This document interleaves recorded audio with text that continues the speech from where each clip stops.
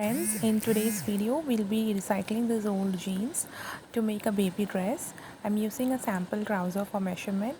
Trace the pattern leaving extra 1 or 1.5 inches on the side and then cut out the pattern.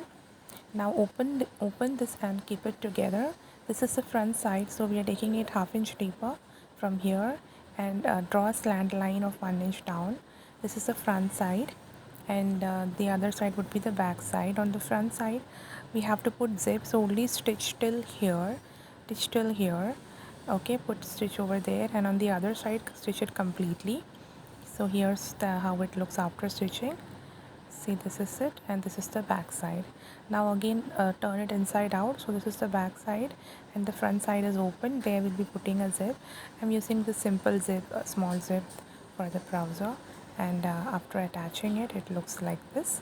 So now you can either put a button on top of it or put a hook. And now we have to finish this pant.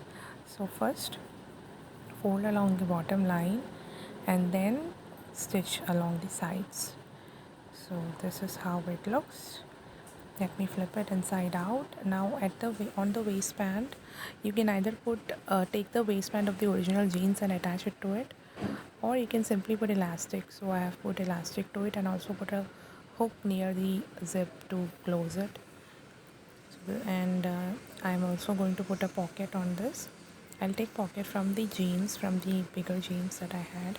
I'm going to cut out this portion and attach it as a pocket for this small jeans. And I'm going to hem it because it will be difficult to stitch on the machine. This is how it looks after everything is done.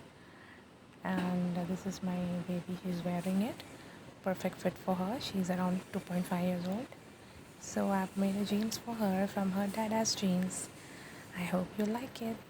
And with the remaining portion of the pant, I'm planning to make a slim bag for her to carry around while going